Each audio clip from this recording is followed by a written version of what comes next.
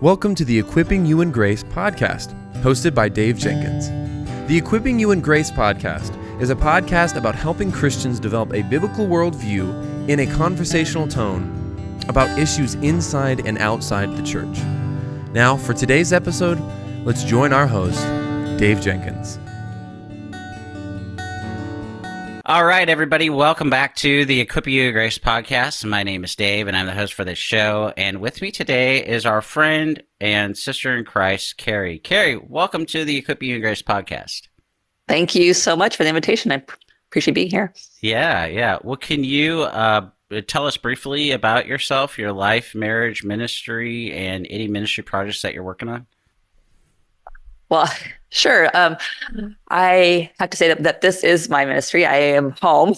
I'm a wife. I've been married for 31 years. I have 9 children. They're currently aged 6 years, almost 6 years old, to 26 years old. And we've become grandparents. So I've got 2 small grandsons. As far as other projects, as if that's not enough, just to be at home, with the husband and the children, I consider myself to be insatiably curious. I have lots of projects. My family will laugh at just all the things I'm always working on or learning something new. And but I obviously like to write in my spare time and practice some herbalism. But other than that, my ministry is my home and my family. Amen. That's more than enough. You know, It's more than enough. I tell people I didn't really understand what because we don't have kids. So when we had my sister-in-law live with us with her son for 2.5 years, that was like eye-opening what a mother goes through and how much just even being at home and then she would work outside the home, how much that is like. That's all consuming. So it was it's a lot. Yeah. It was really eye-opening. So when you say that, I'm like, yeah, exactly. That's its own like job, like, just stay at home, you think, they're just cleaning the house and doing this and that. It's like, no, there's a lot more there than there's a lot more there. Yes. So, yeah. Well, can you tell us about your new book, Slow Schooling: A Return to Learning as an Enjoyable Lifestyle, why you wrote it, and how you hope it'll be received or is being received so far? Oh, sure. Yes. Thank you again. I wrote Slow Schooling for a number of reasons. One is because I heard quite a bit, especially as I started homeschooling, that I was qualified to teach my kids because I was a former school teacher. I had taught in the public school arena for 5 years. And so, of course, people would say like, well, you can do that because you're qualified, you've got training and you know what you're doing.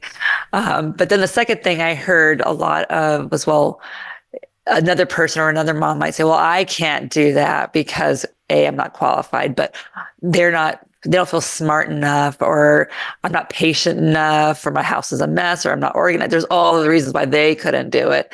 But I always say to that, well, you're right. You're not organized enough and patient enough, and none of us are. But we know who is. We know the one who is patient and kind and provides for our every need. So it's just a wonderful opportunity to grow in the Lord, even through learning how to homeschool and be home. And quite honestly, being a school teacher was the biggest hindrance in my life of learning how to be a stay-at-home mom and a homeschooler. So when people tell me they're not trained to be a teacher to homeschool, I say, you're right ahead. You're way ahead of where I was.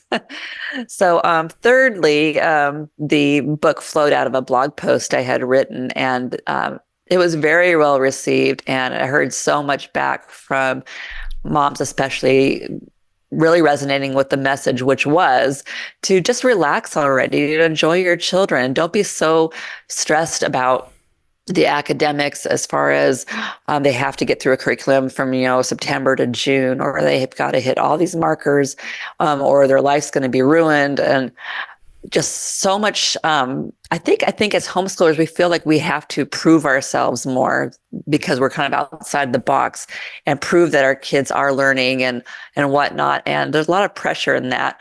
But I just wanted to encourage moms to just enjoy their children and enjoy being home with them. And what a beautiful opportunity that we have to do that, to raise them up in the nurture and admonition of the Lord.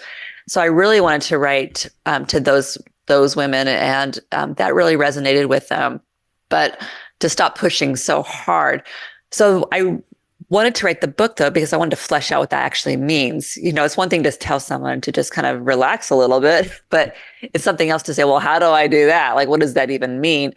So I wrote basically, well, this is how I approach it. This is how it works in my family, practically. So my book talks about not only the variety of subjects that we teach, reading, math, and whatnot, but the reasons why we teach them to begin with. What's the whole purpose of learning to read? I wanted to also inform parents who maybe did not know or were not aware of some of the issues that are involved with the public schools. And of course, now 20 years later, 26, 27 years later, it's so much more beyond than even what I was dealing with when I was in the school system.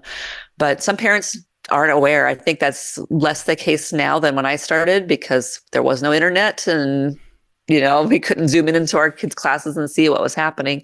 But I wanted to just let them know that this is what my experience was. And maybe it's not yours or your child's, but you should know that there's some problems there. So there's a little bit of miscellaneous in there too, like how do you finance your schooling, or what kind of media choices do you make for your children, all that. But ultimately, it was a selfish book because I wanted my kids to have an idea of how I approach schooling them, and hoping that they would take those principles and apply them to educating my grandchildren. So it's kind of like a way to homeschool my grandchildren in such a way, and leave a legacy for them and how they were educated. That's really good. Well, you were just touching on your your experience in the public school system. Yep. In our audience, we have Christian teachers they're in the public school. They're they're in a private Christian school. So, what advice do you have for them? To remain faithful to Christ as a former teacher in the public school. That's a really interesting question, because when I was teaching, I wasn't saved. I had zero interest in God. And so my experience as a teacher was definitely going to be very different from their experience as a Christian walking in that environment. I think the main thing is to do whatever you can to support and encourage parents. To try to remember, this is really hard because I remember my training and even how I was thinking as a young woman at the time, that you're really not the expert. The parent is the expert. The parent knows their child more than anybody else. They're far more invested in their child's learning. And as much as, as teachers, we want our students to succeed and to thrive. For the most cases, the parents are the ones that are really wanting that even more than you.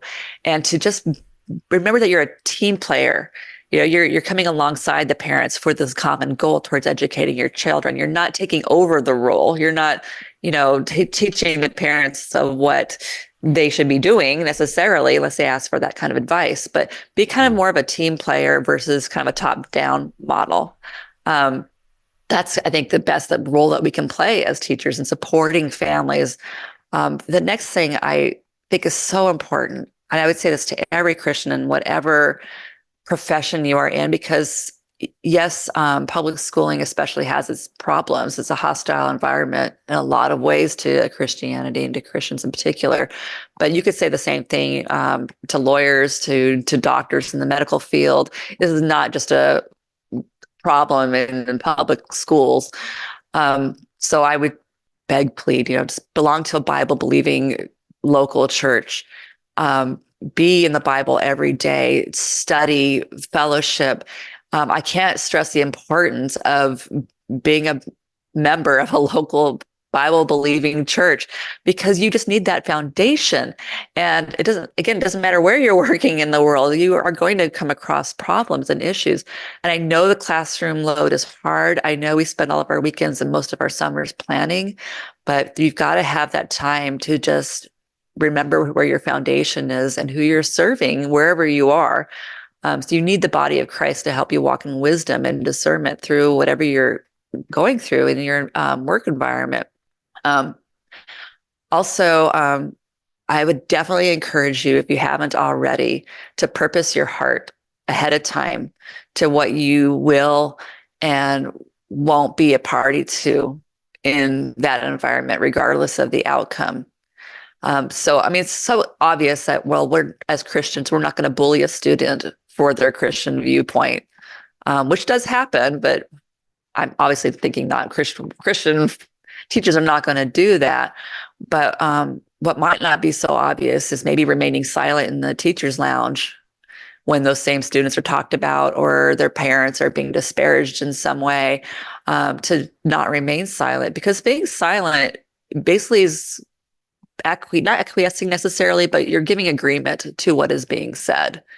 And sometimes just having somebody say, well, I'm not sure about that, or what do you mean by that, or ask questions to kind of flesh things out, kind of puts the pebble in somebody's shoe sometimes and stops that and helps kind of reorient things a little bit.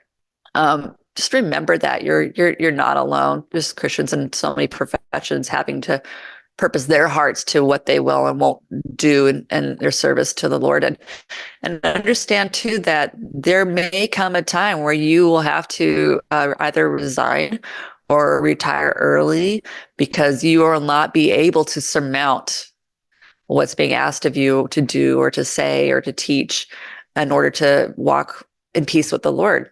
And to not feel like that is a terrible thing to have to walk away from because of your training and your love and your calling towards teaching, but to know that, God, He will provide a means of using those gifts and your training and your education in some other way that will be honoring to Him. There's just nothing more important than to love Him, to walk in truth as best as you can. So please belong to a church, be really involved with your studies, and don't forget that of primary importance. That's what I would tell you.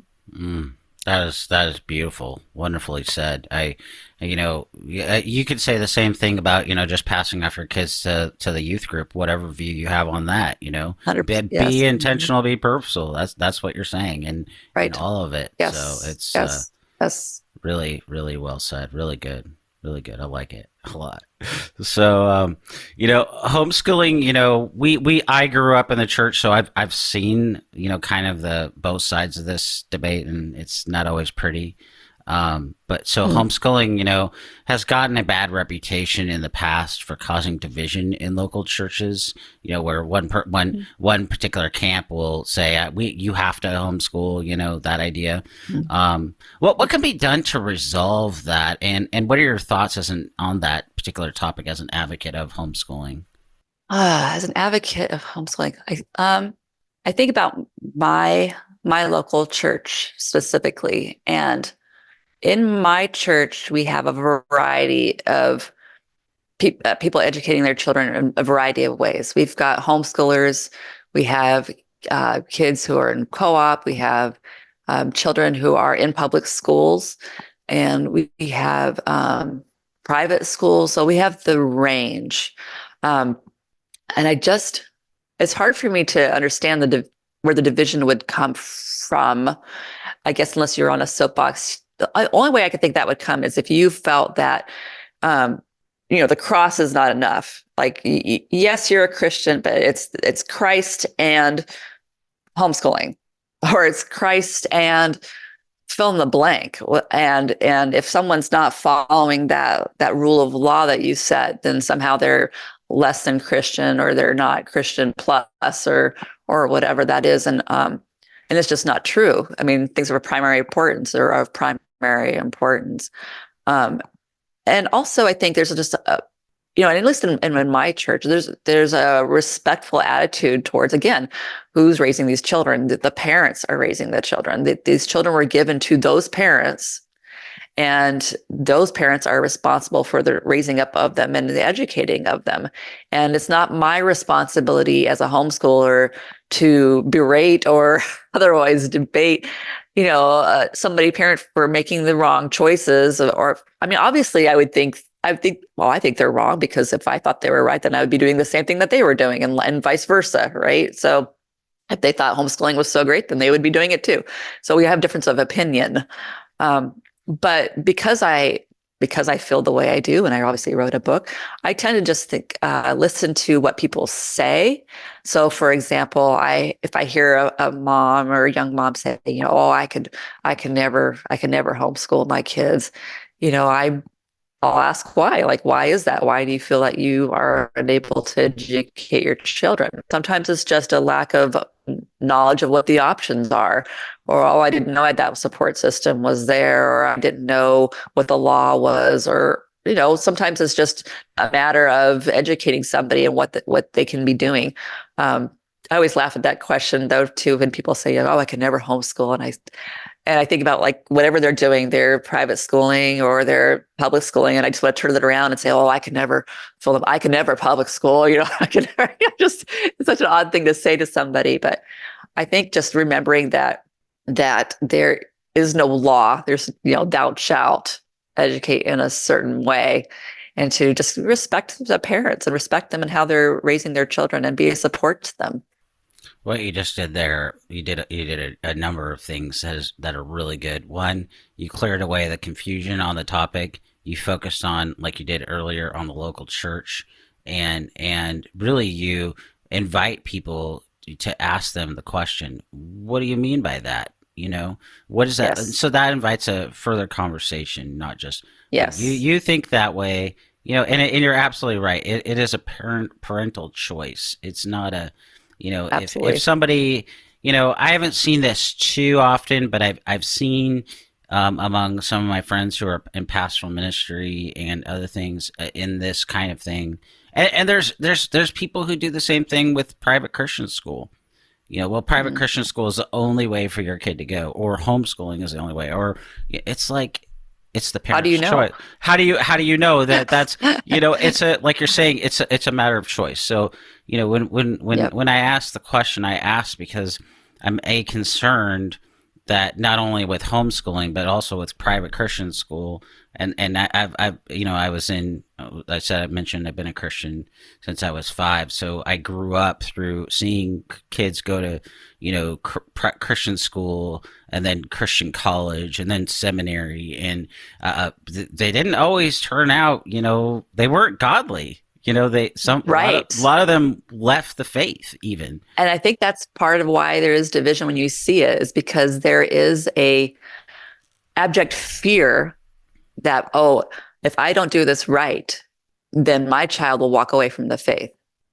Or I love you so much, I'm concerned for your children. I'm telling you this because I'm fearful that your children will walk away from the Lord if they go to public school, fill in the blank, whatever. And I don't like to make decisions based out of fear, number one. But number two, you don't have, maybe this is a revelation, but you don't have the power to save your children. Okay. And you don't have no idea what the Lord is in their life, and it is in their life. And all you can do is to raise them up the best of your ability, and wisdom and discernment, but all at the end of the day, you can't. And I wish, believe me, as a mother and a grandmother, I really wish I could just check that box and say, oh, they're all saved, or even hear my child profess a faith and go like, oh, we're done. I've done that. But it's just not true. You can't put some sort of guarantee on how a child is going to turn out, no matter how they're educated or how they're raised. It's just not within your power to do that. So I would let that go and make your decisions not based on that kind of a fear, but just based on this is how we're going to walk with the Lord in faith, regardless of an outcome. Yeah, that's really good. Well, moving away from that topic, we've talked a lot about advice for Christian parents and even Christian parents and Christian teachers in schools and homeschooling. What are the practical benefits for children being homeschooled? Oh, this is when I get to be on my soapbox. Yeah. Yay, homeschooling.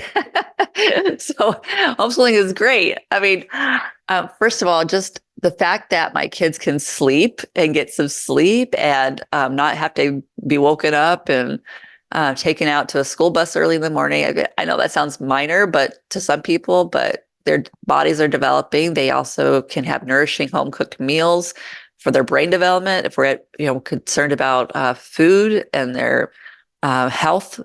But mostly I appreciate just individualizing their instruction. When I was teaching, at one point, I had 34 children in my classroom, and they were all, fourth, fifth grade combinations, which I will say I loved teaching. I mean, it was my calling and I loved all those children. But I just remember one time talking to my husband years later, saying, I know why I was so frustrated teaching. And it was because I was trying to homeschool each and every one of those children, because I was trying to meet each and every one exactly where they were at, because you can't teach them all, the same thing. It's impossible.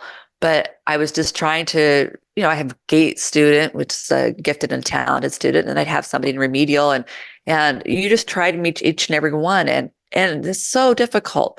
But, when you have your own child at home, it's, 1, 2, 3, whatever, you have however many you have. It's not 34. We don't have litters. Okay. But you can meet what their interests are and where their own academics are. You have more of a respect for their abilities and their talents, and nothing's really off the table in their education. Furthermore, you have them all day long. And you are able to give them the character training and habits and discipline them as is needed and when it's needed. I will also say, though, however, a benefit, maybe you don't see it as a benefit, but it's very sanctifying, because God is training my character as a homeschooling mom and disciplining me as well while I'm, home with my children all day long. You do have all that time with your kids, and it's sometimes really difficult. But when I think about that, that scripture about, rising up and down as you walk along the way, it just seems like in the course of an everyday normal life. I also see it as just a chance to give my children an extended childhood. They don't have to grow up so fast. I don't have to rush them through grades, curriculum, whatever, in order to achieve some end that I think is, whatever. It seems like there's never an end, wait till you get to the next grade and then you graduate and then what? It's this constant push towards something. But it just gives them a chance to be bored. I think boredom is really good for kids, to be able to cultivate an imagination and to think and to have nothing to do. I think that's a really very beneficial. Of course, being at home, and as Christians, we're going to raise them in an environment of godliness. Not in secularism, multiculturalism, whatever the ism is of the day. We also have, this really shocked me too when we started homeschooling. It doesn't take a lot of time to get through the subjects. It's so quick. I'm teaching my 5, almost 6-year-old right now, and we're at the table for maybe, I don't know, 45 minutes, and he's done for the rest of the day. My high schooler will spend between 2 and 4 hours. He's done for the rest of the day. It just opens up all this opportunity for service or volunteering or a job or hobbies or whatever. It's just my children have so much opportunity to do so many other things than be in a book. And I don't want to brag, but I feel like a little bit. But the studies have been done about their academic achievements and their socialization, and homeschoolers do really, really, really well. They really do. And it doesn't even matter what curriculum they use. It doesn't even matter if the parent had a college education or didn't graduate from high school. Those students and those children are doing really well in the world. And speaking of socialization, because sometimes that does come up, I find that homeschooling children generally speaking, and we saw this even before we started homeschooling our own, they are just able to interact with people of all different ages, from babies to elderly. And that's just part, again, it's just part of being in life. As adults, we don't hang around our own, 50, whatever year olds, right? We have people and friends of all ages. And I find that to be true with my children too. They have friends of all ages. It's so beautiful. I love it. I love it so much. It's one of the reasons I love teaching a multi-age classroom when I was teaching, because of that variety of ages. So there's just so many benefits to homeschooling. I just really encourage parents to consider them and how not scary it could be. It could be a real beautiful thing. That's a really good answer. How can parents get involved in homeschooling their children? This is an interesting question, because so when people come to me or they ask me, how, I don't even know how to get started, or like, what do I do? And, part of me just wants to go to, like, well, let's figure out what the homeschooling laws are for your state, right? By the way, HSLDA is a wonderful organization to find out what those laws are for your state, and will help you with paperwork and all of that. It'll also help you to not provide more information than is necessary for the school district to know about your family. But so rather than going straight there, I want to tell the parent that you already are homeschooling. You've been homeschooling since you had your baby. Okay. So you've been doing it all of their lives already. You've been teaching them. You've been teaching them that there's a routine in life, or you're teaching them there's no routine in life. You're teaching them that they'll be disciplined. You're teaching them they won't be disciplined. You're teaching them when feeding time is, or meal times are. You're teaching them we sit at the table. You've been teaching them all of their lives already. So it's not like I have to begin something. It's rather that you actually are going to start continuing what you've already started. Okay. So when you were like, a parent and you had sleep issues, for example, with your child, what did you do? You asked other parents, you asked your extended family, maybe you read a parenting book. You did things to find out this information of how do I do this with sleeping. And it's the same thing with teaching algebra, or whatever you think you need to be teaching your child. You're going to ask questions. You're going to talk to other parents. You might read a book on the thing. So it's not any different than what you've already been doing. Homeschooling is not that different. So that aside, just embrace the fact that you're already teaching your child. HSLDA is a great place to go just for laws, to make sure that you're following the law. And then also there are a lot of really great homeschooling Christian discipleship conferences. You'll be overwhelmed, in fact, by the amount of really good teaching that you can get from there, but also the curriculum, the flood of curriculum that you have choices over. I mean, that's a whole other problem in and of itself. I think is just how do you wade through all of that? There's no lack of materials to help you in any way, whether you want to do it by book, by video, by tutor, whatever. You have so many opportunities, podcasts, YouTube. It's almost overwhelming, but you will not be in need or want of help in any way. And there's people like me who want to help you. So ask. Are there any particular, curriculums that you recommend to people who are getting started, or maybe they're looking for a new one? Which ones would you recommend to them? I think the most important, if you want to call it curriculum, to teach your child is the Bible. And you probably already have one at home. So I would start there. And front to back, all the books. I think that's just, I always say that the most important things when I think about teaching my children and graduating them, like what would give me such a pleasure to feel like, okay, I did it. And there's two things. One is I want them to know the gospel. They've got to know the gospel. They've got, they've got to know what it is, what it means, repentance and faith. And again, that's not to say that, let's check the box, you've been saved. That's not up to me, but they have to have knowledge, proper knowledge of what that is. And then secondly, they need to know how to learn, how to learn, how to learn. So do they know how to read? Because if they know how to read, they can read the word of God for themselves, which I think is the most important reason to learn to read. But B, there's nothing they can't learn. There's nothing they can't go out and figure out at that point. All right. So as long as those two things are in place, they know the gospel, they know how to learn, they're curious. I don't want to squash the curiosity. Then to me, it doesn't matter what curriculum you're using. And you will buy curriculum and it will not work for you sometimes. So you let that go. Forget like I'm going to pay this one fee in September and we're going to march through it all the way to June until we finish it, because you might get to October and this is not working. This is horrible curriculum. This is not great. And you know what? Your next kid or the third kid, that's going to be the best thing in the whole world for them. So you're not going to find this perfect match for your family or your child and have it work for every other child you have after that.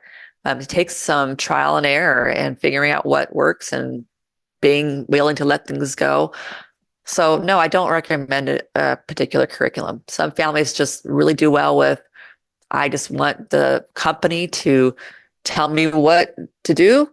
And we've done that, because there are times that I just need that. And then there are times where it's very eclectic and we're just doing this and that.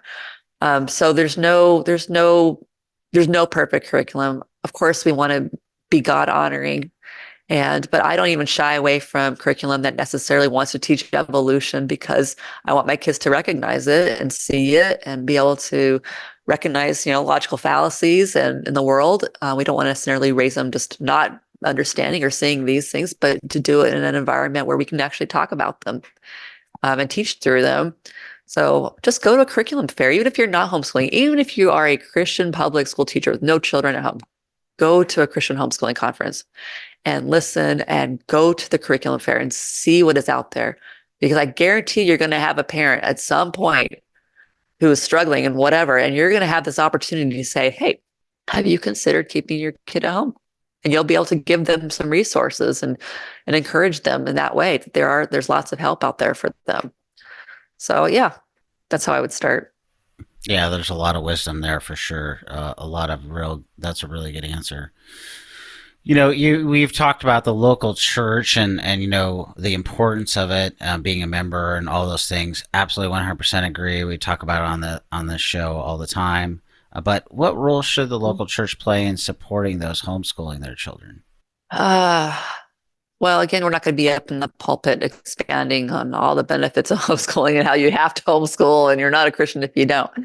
I think there are a number of things. One is to recognize that the natural family, it's God's design for the foundation of our society. It's not a cultural idea. It's not a European idea. It's God's idea.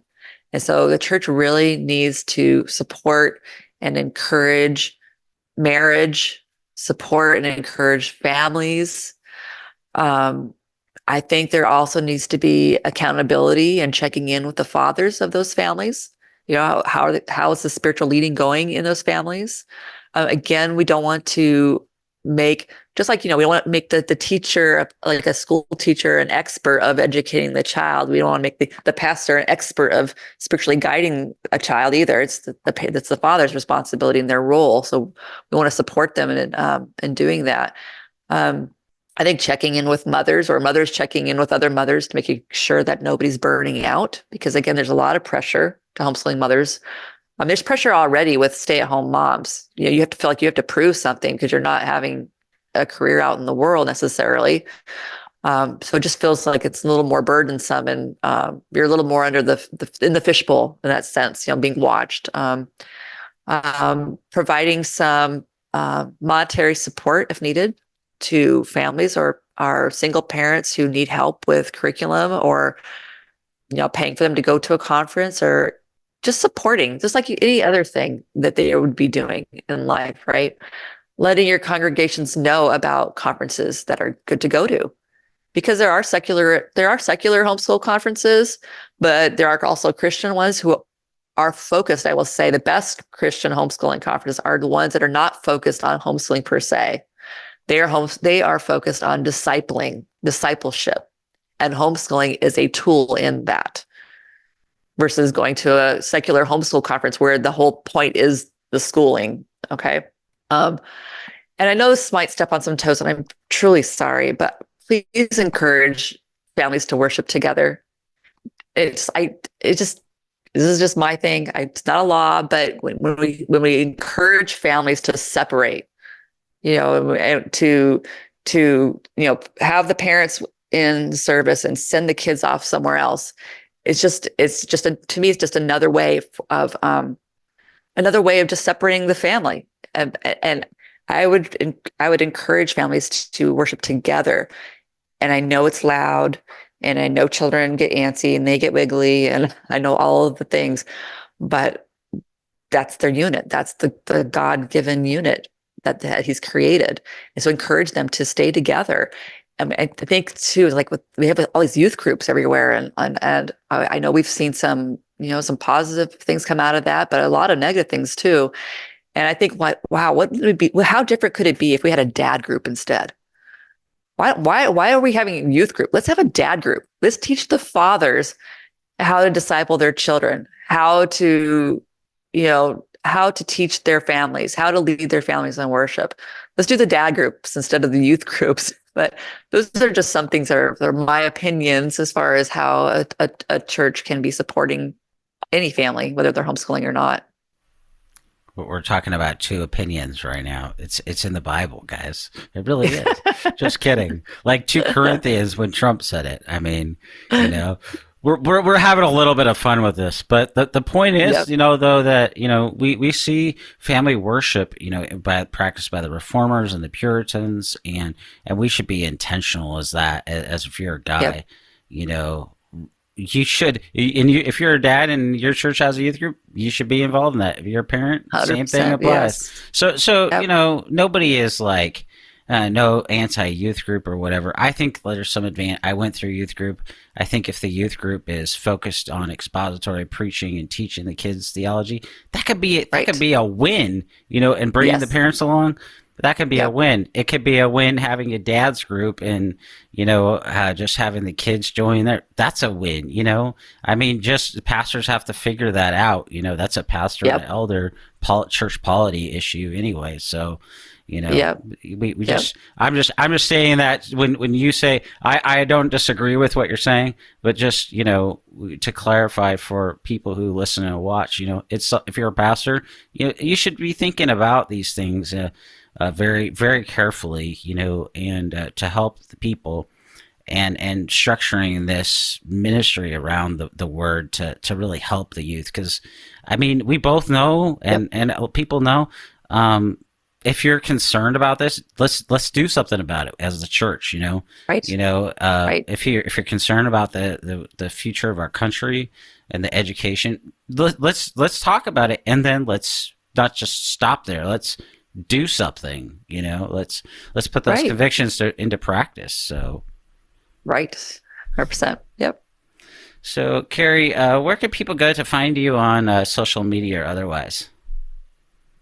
Okay. So I am actually in the process of leaving Instagram, so you can't find me there. But I am on a new social media platform called Noster. It's pretty new, and it's not the easiest thing to join because it's pretty new, but it's uncensorable, and I get to own my own content. So what a concept. All my pictures are mine. So you can find me there, and I'll send you make sure that I email you, Dave, my public key if anybody's interested in working that out and finding me there. But otherwise, you can subscribe to my writing at A Happy Home Media on Substack. That's where I write about how my faith, I'm so appreciative to the Lord and to God for giving me opportunity to do what I'm doing. And it's my place where I kind of work out just the everyday things of living the life that I'm living and how my faith applies there. So it's Happy Home Media on Substack. It's a lovely community. I welcome anybody to come. It's free unless you want to support me there. And lastly, I do have 3 other books. that you can find on Amazon. I've published on this theme of being present with your family multiple times and what that means. But otherwise, if you're in the area, I'll put the kettle on, brew you some tea. That's where I'm at. I'm at home. Wonderful, wonderful. There's always I always say at the end of all these that there's always so much to talk about, and we've really only scratched the surface. So, do you have any takeaways for those who listen and watch this that they want to get involved in homeschooling but they don't know how, or any other thoughts like that? Oh, sure. Well, first of all, again, thank you so much. This has been really enjoyable. It's been a really lovely conversation. I think ultimately is.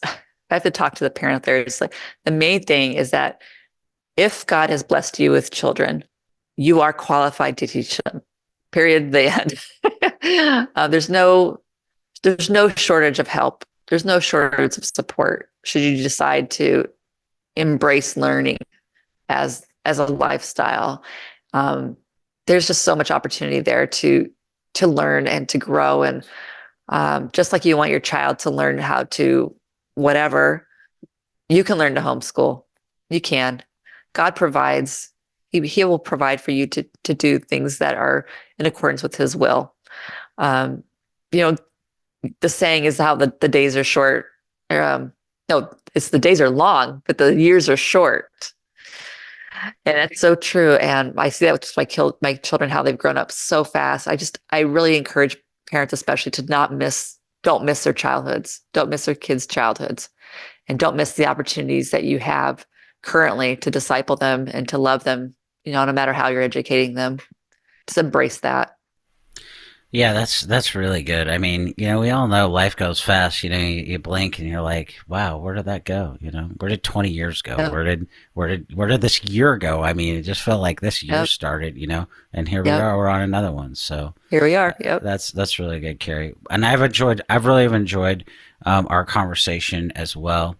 Well, guys, the book, Keri's book is Slow Schooling, A Return to Learning as an Enjoyable Lifestyle. I want to encourage you to pick it up on Amazon and also go and check out her blog on Substack. I think you'll find a lot of good encouragement there. And Keri, thank you so much again for your time and for your thoughtful answers. Lot to chew on there. So thank you for that. Thank you. Thanks so much. See you.